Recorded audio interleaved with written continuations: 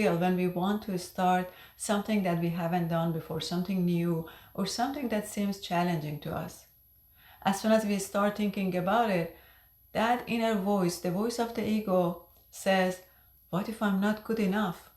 What if I fail?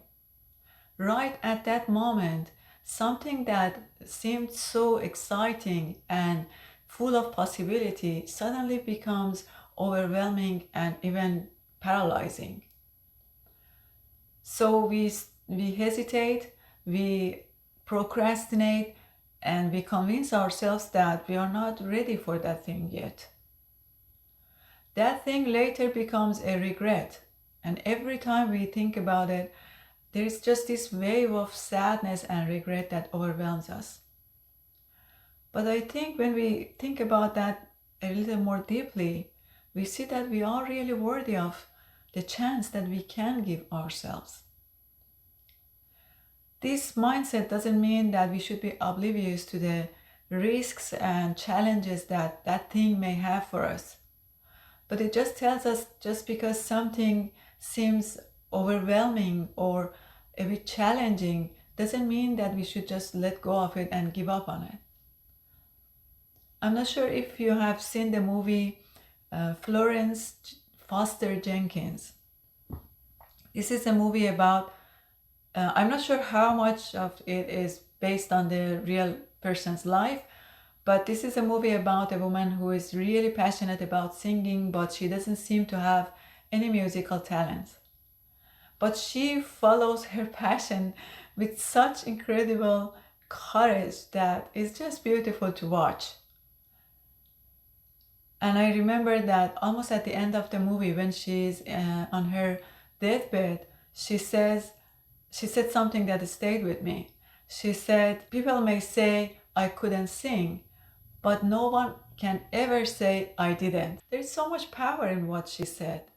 I think she seemed to have accepted that she wasn't perfect at her singing. She wasn't even good at singing, but she seemed to know that she stayed in her power. She stayed true to herself.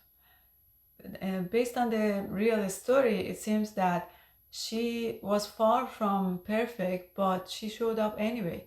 And she didn't let her ego dictate what she should do.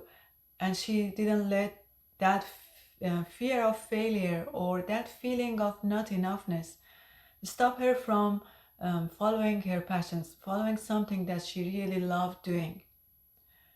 And I think we can all relate to that story. We may have experienced it when we want to do something that we really love, but that fear of failure or that feeling of not good enoughness kind of holds us back and doesn't allow us to move forward and even start doing it. There's in this process of creating this channel, with every video that I create, honestly, I learned something myself because something comes through me that I didn't know before. I had never studied it anywhere or experienced it before. I just didn't know, and it comes through and I learn more, and the thing that I already knew becomes like really deeper.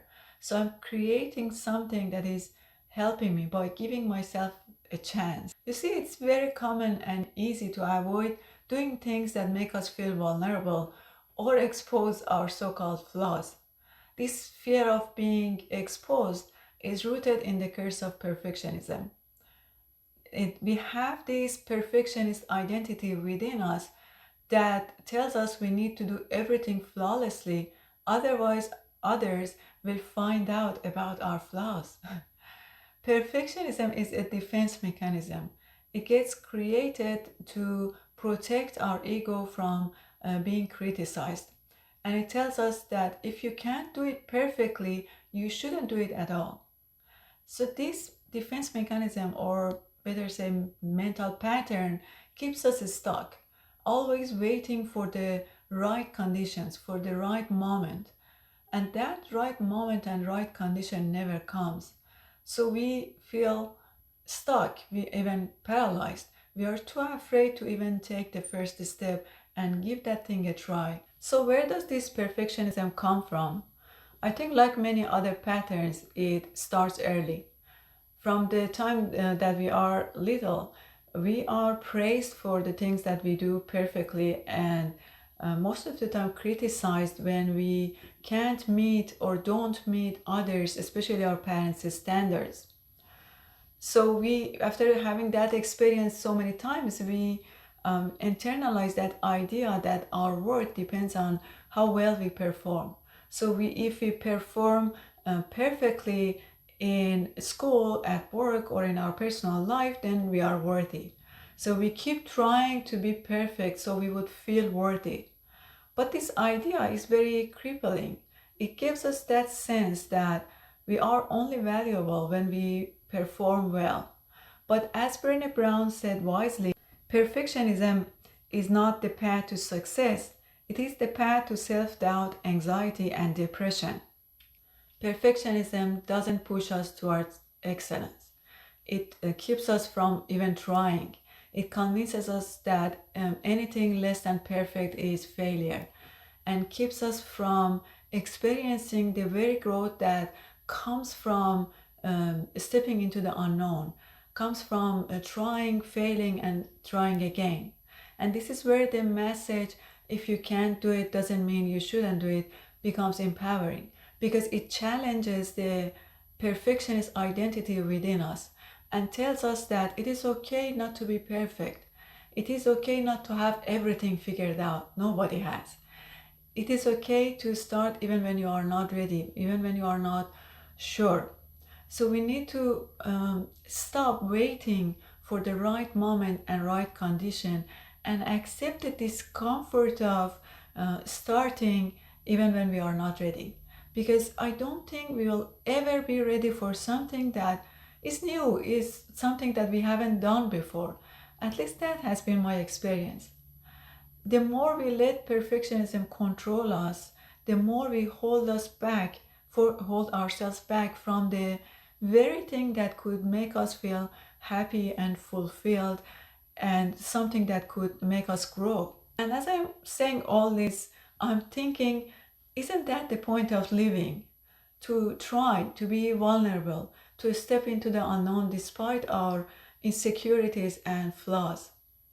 It's not easy, but if we give ourselves a chance, we kind of open ourselves to new possibilities, to new skills, new kind of growth, to new levels of consciousness.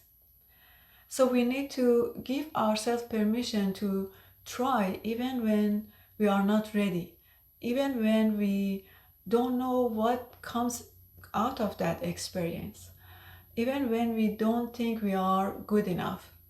And yes, we may fail, but we may also surprise ourselves. Until next time.